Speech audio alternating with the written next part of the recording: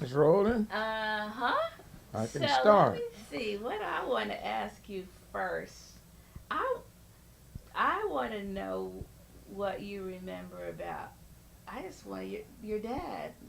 Like, I was born in Shreveport in Delhi, Louisiana, November 25th, 1928. Uh, I lived in Delhi for 2 years, and I moved to Shreveport, Louisiana, where I started the public schools, Ingersoll Elementary. After public school, I went to high schools in Bossier City.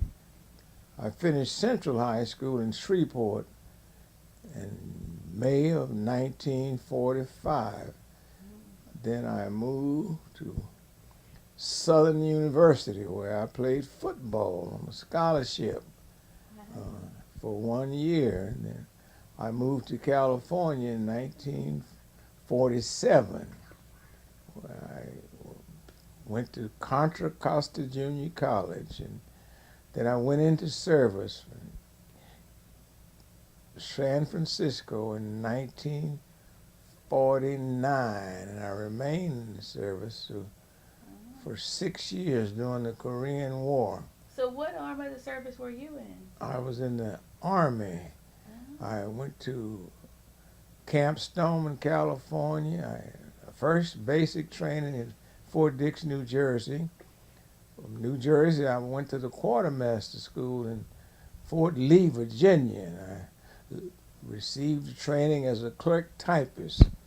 And after that, I was sent back to California, where I went in, but I went to Camp Stoneman, California, where we were processing troops to go overseas.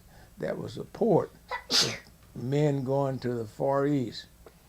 I was discharged in 1949, and of course, I remained in California. In 1956, I moved to Houston, Texas. I didn't actually know you lived in California. I lived in California for more than 6 years. Oh. And I returned to Shreveport for a short while, and I was encouraged to return to college since I had the GI Bill. I Okay. had a friend who lived in Houston, suggested I come to Texas Southern University rather than returning to Southern, Southern. where, So you did just a year at Southern? yes, I did a good year at Southern in the summer. And then, of course, I sort of was more interested in football than I was studies. So in 1956, I entered Texas Southern University with a sociology major, and I remained at Texas Southern for until I received my bachelor's degree in June of 1960. In 1959, I met my wife Pinky. I was working as a waiter, and she was working at a country club. And of course, we got married in 1959, and we've been together for 53 years since then. After I received my bachelor's degree, for 2 years I worked for insurance sales, Golden State. And then I went to 1963. I started in the Houston Public Schools, where I remained for 26 years. And what did you do first? Were you a teacher? Then, after I left the insurance company, I started with the Houston Public School District in 1963.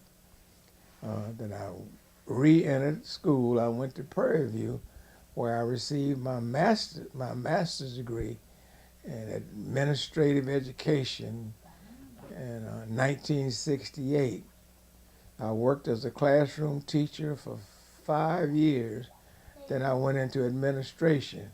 First, I received the social work training at the University of Houston. I became a special education counselor, and I remained there. Then I became a special education supervisor until I retired in 1990. I had 26 years with the Houston Public Schools, and they were very enjoyable years. I should always remember the young people that I work with. It was a real joy and a pleasure. Since then, I received my real estate broker's license. I started moonlighting selling real estate because teacher salary was so low. Yeah. And since then, I've had a very good year in real estate. A very good year. A couple of years, I was able to become a $1 million member of the sales club. So Wow. I was very happy in real estate, and I've remained there since then.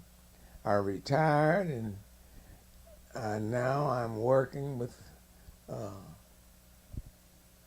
still working with real estate. Of course, I had a heart attack October the 23rd, and I'm semi-retired now. But I still retain my broker's license, and I was a real estate broker for many years. It afforded me the money that we needed for the lifestyle we wanted to do. My son was working for an airline. We was able to travel throughout the United States and to uh, Hawaii and abroad, Mexico, many times. Since I've retired, I'm still doing the real estate work whenever possible. And I've had a wonderful family. I have one son, Michael. He has one daughter, Delicia. She has one daughter, Destiny Michelle. I have really been blessed by God. I am a member of the Willow Ridge Missionary Baptist Church. It's in Missouri City, Texas. And of course, I've been a member since the church was started for the last 27 years. I work with the youth along with my wife as a Sunday school teacher, as a minister of finance. I'm still a member of the church, and I've had a chance to go to church since I've been out of the hospital for the last month today. And it was a very happy and rewarding day for me. The church was very glad to receive me. The people sort of gave me a standing ovation. They said a special prayer for me. And I'm grateful for all my friends at the church who prayed for me. I'm glad for my family who stood by me. And I knew a lot of people had to pray for me because many prayers had to bring me up.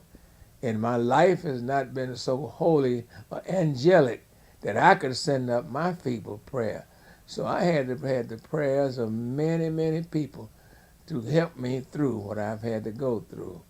It's been a joyful ride, and I've enjoyed it, every minute of it. Wow. Is that it? Well, we're just going to talk a little now. I just want to hear. So you had five brothers. Right. And what was that like, you boys, Oh. when you were all together, either as young men or what you can remember about how you all got along growing up? It was fairly crowded because of the five boys, and it was I think, 3-bedroom house. So we slept right together. A couple of us had to sleep on the floor. But when we got in school, we worked in elementary school, we worked, and we got to high school, and we got along as the H brothers. And when you hit one, prepare to hit the rest of them because we stuck very close together against the other folks. You know, it was just a pleasure being with them. Wow. You know what I remember so much is, growing up and how you all stayed so connected. Once you got married and had families, you still made an effort to see each other on a regular basis. What do you think made that happen?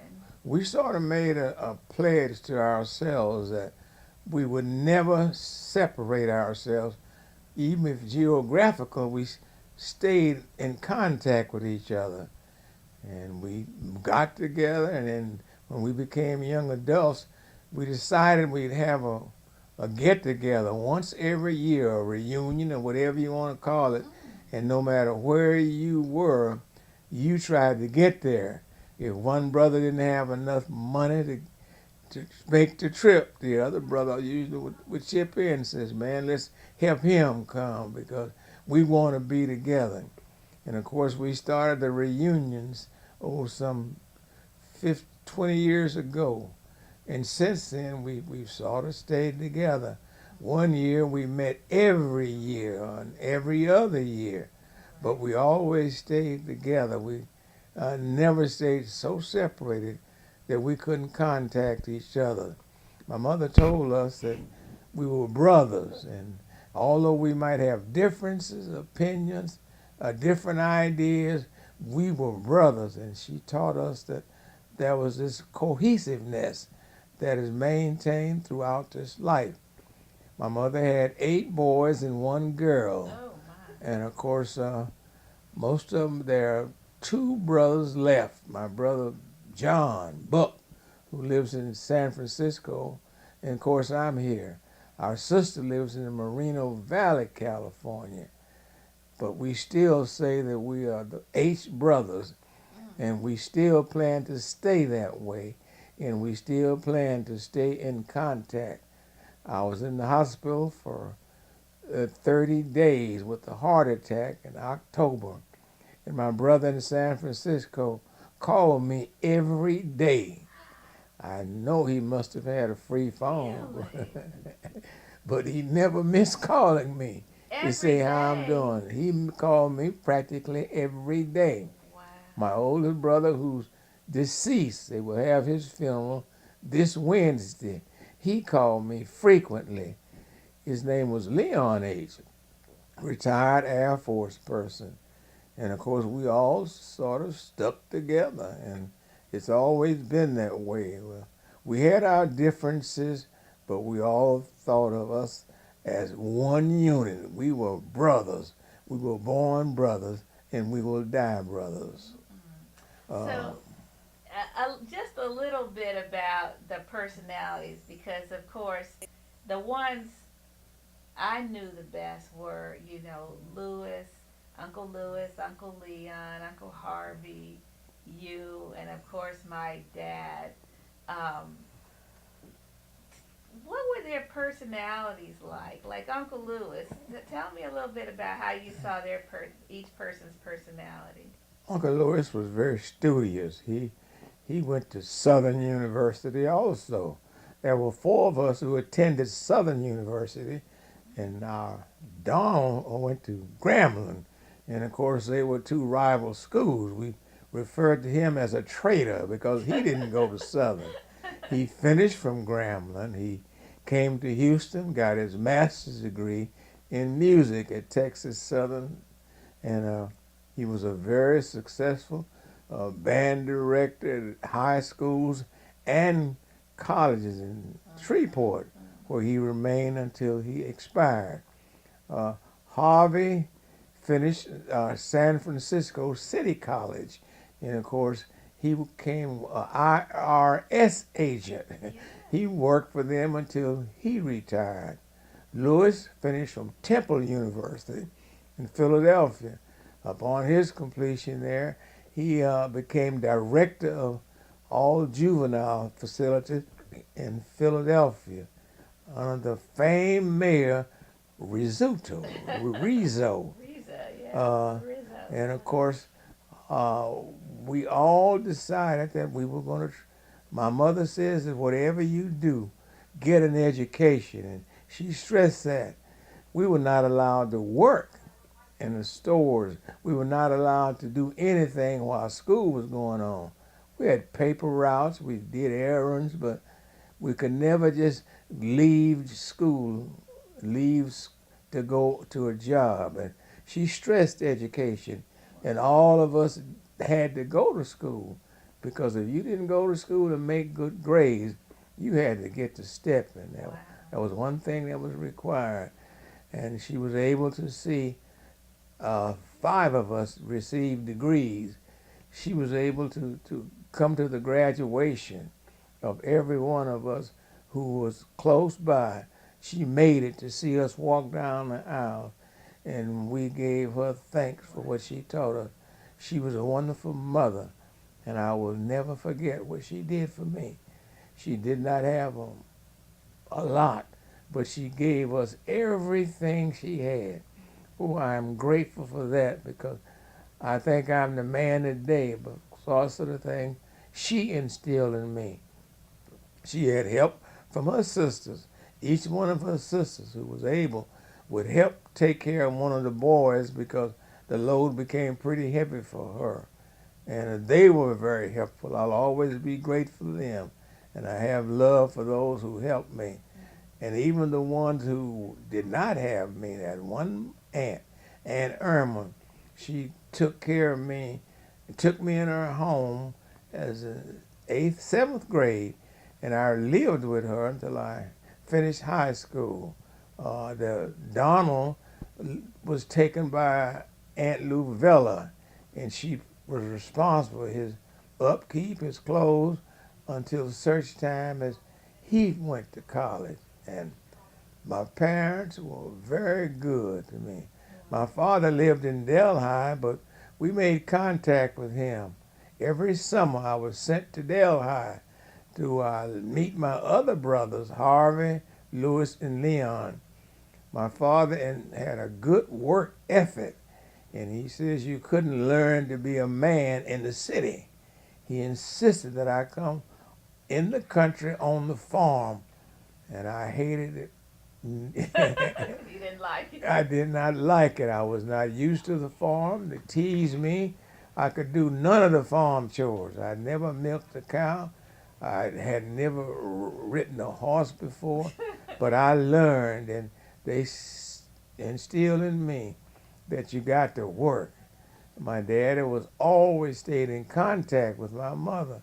Uh, Even after she had left him, he made sure that all the children became veteran sons because they could get an army benefit.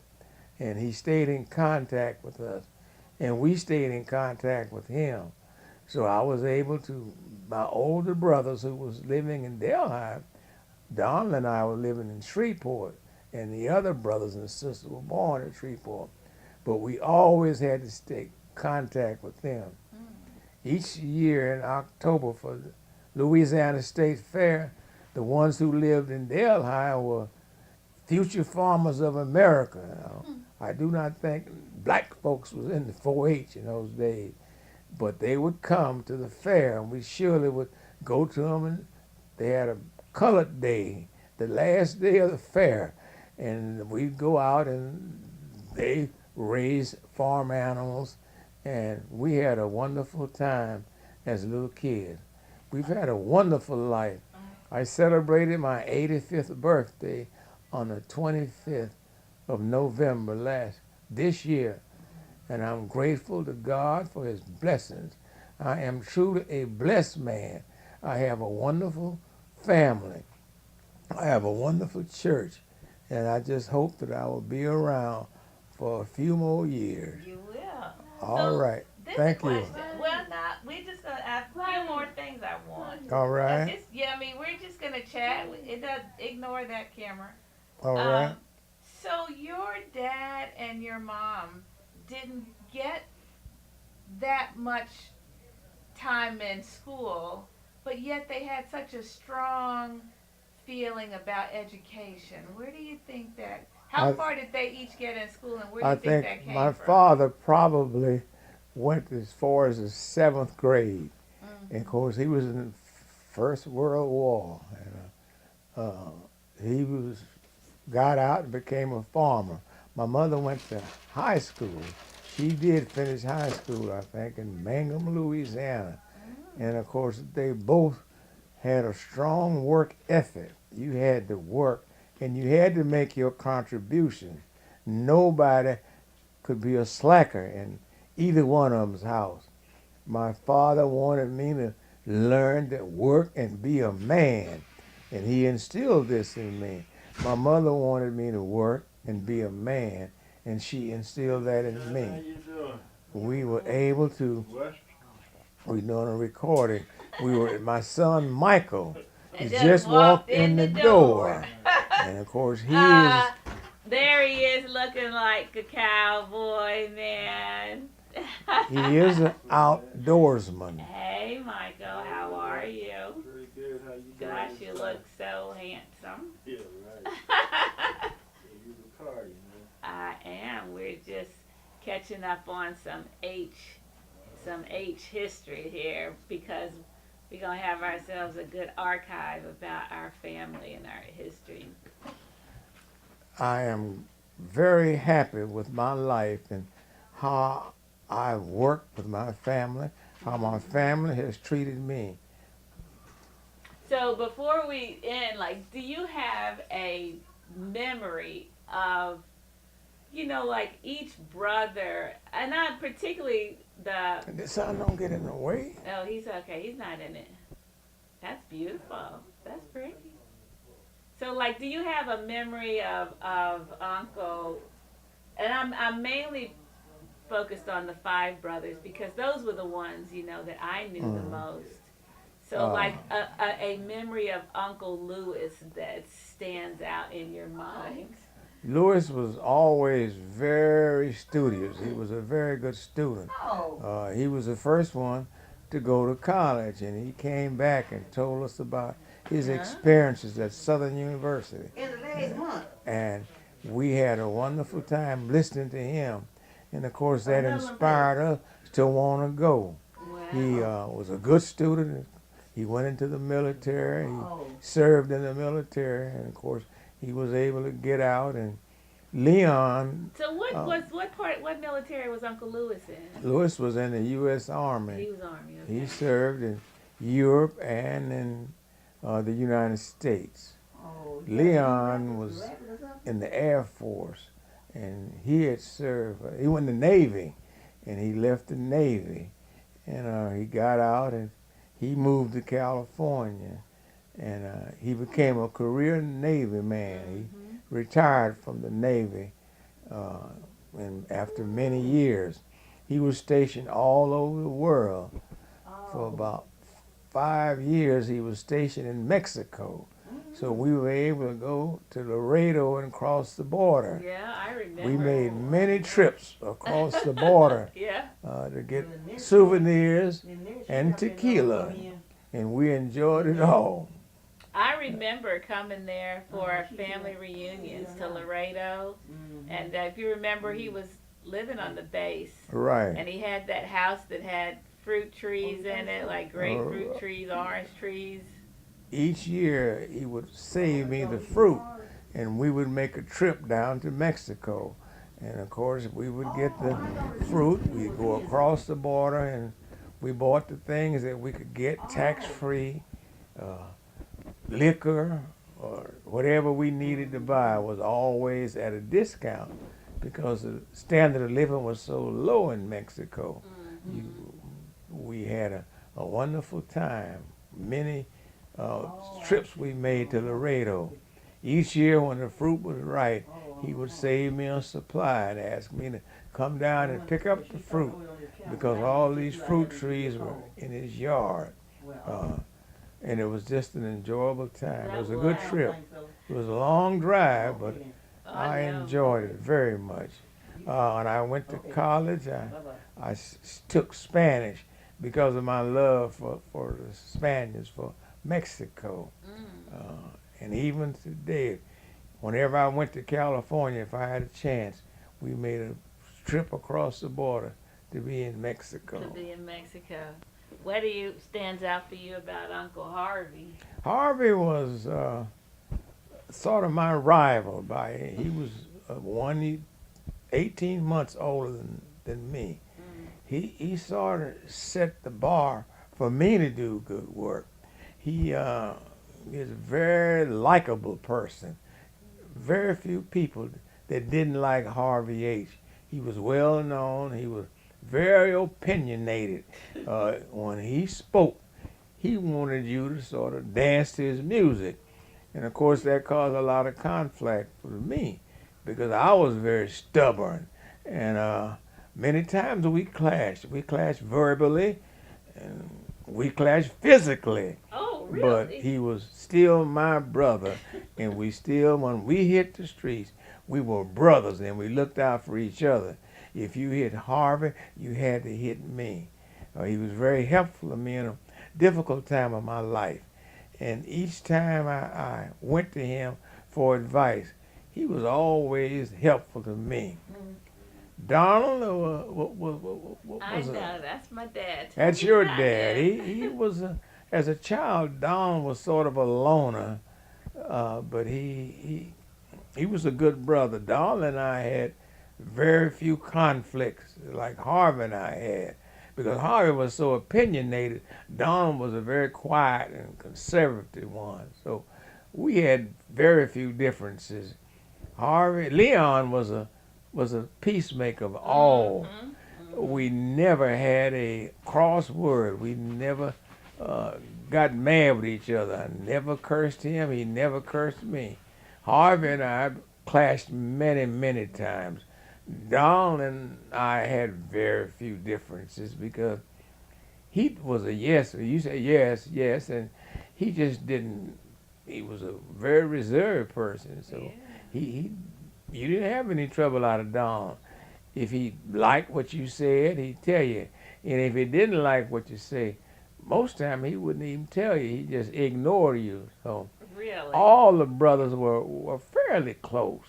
Louis was an elder brother. And he always tried to sort of boss you a little bit, but even at that, it was always very good advice.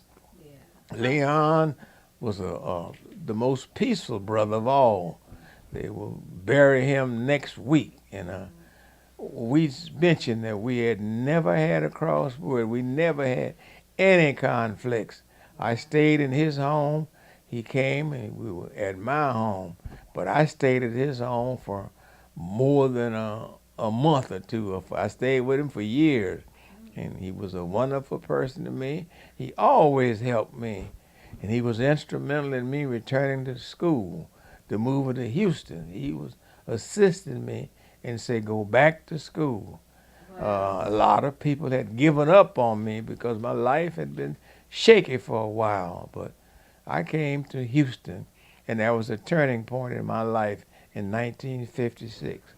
And since then, I've had a good church home, a good family home, and wonderful relationships with people that I met. And I'm truly blessed for these 85 years.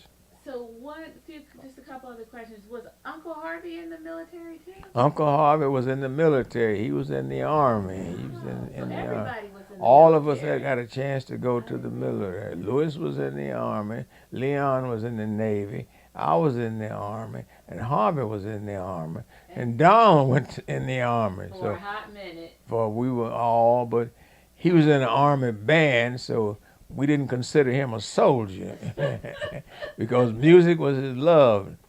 The first clarinet he bought was for $40, and people asked the mother, the aunt, don't waste that money on that boy. And of course, he had a very fruitful and rewarding life in music. He became a very accomplished musician. He played with the Houston Symphony and the Shreveport Symphony. He was the first black in the Shreveport Symphony. But he got his master's in music at Texas Southern University. And of course, we were proud of all of each other. And each one of us tried to attend the other's graduation when it was possible to encourage you. It was a good ride, as they say. So the last thing is, this next generation, me and all of you all's kids, I have not really done as well as you all have done in terms of trying to stay connected and in relationship with each other. You all made such a good example. So give this next generation some advice. Well, number one, you got to admit that everybody makes a mistake at one time or another. And when they make that mistake, you have to sort of pick the other one up. I had a very rough time in California. Every vice in California, I got hooked with it. And no matter what, when I looked up, one of my brothers was there to say, "Get up, man."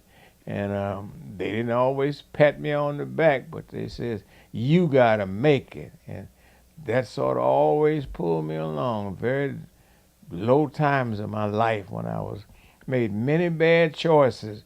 But one thing about it, a brother would come and say, "You know better, and you better do better, or you better get to stepping." But they all came to my rescue, and we went to the others' rescue. It was, I said, a very good ride. Wow, that's awesome. Well, I'm certainly, I grew up feeling like you all had a really special relationship. And I grew up feeling like my dad really, really loved his brothers. He did seem, kind of quiet. Your personalities seemed very different. But my sense was that, you know, he loved his family, he particularly loved his brothers, and it was so important for him to get together with, for you all to get together on a regular basis. And I think now about how we used to drive. Well, first of all, we used to come to Houston a lot, but then drive from Shreveport to California. You know, that can you imagine 3 days on the road, not stopping at a hotel? He did all the driving himself. Sometimes it was, all of us and mom. Sometimes it was the kids and Aunt. I remember him bringing Aunt Irma and Aunt Luvella. That's that's really being motivated to want to be with your family. And of course, many times we had to scrap the money up to make the trip. Many facilities were not available for black folks. That's right. We got to a town, we had to go to the colored section. Many times we could not afford that hotel, and we simply went to the park, rolled those windows up, and locked the doors. Yeah. And we slept in our cars many nights because we had to be there. We promised our brothers that we would meet with them and get together. So it wasn't always easy. The cars were not always brand new, but God watched for us on the highways, and we were able to just get together every summer. And it's a one enjoyable thing that I enjoyed, and I hope the younger ages will stay in contact with each other. It's very important that you stay in contact with your kin, brothers, cousins, whoever in the family that you're close to. You need to stay in contact with them. I can truthfully say I was never away from my brothers within a year that I didn't see them if they were not in the military away or if I was in the military. But even in the military, we tried to make sure we made contact with each other. Yeah. Oh, I know it's true. I really feel sad that we, this generation hasn't done nearly as well. And of course, we have a lot more resources, to be able to do it. So we have just got to do better. I can remember one time Daddy took the trip and had come back, driving back from California, and he like got home and went to the hospital. I mean, he was exhausted, he was sick, but it didn't keep him from making that trip. I remember sometimes being so car sick I thought I was gonna die.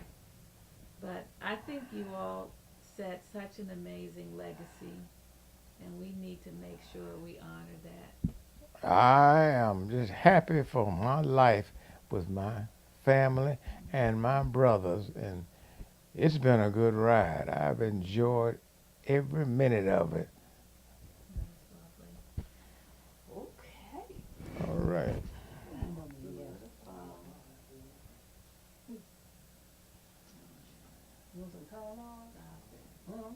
Distinct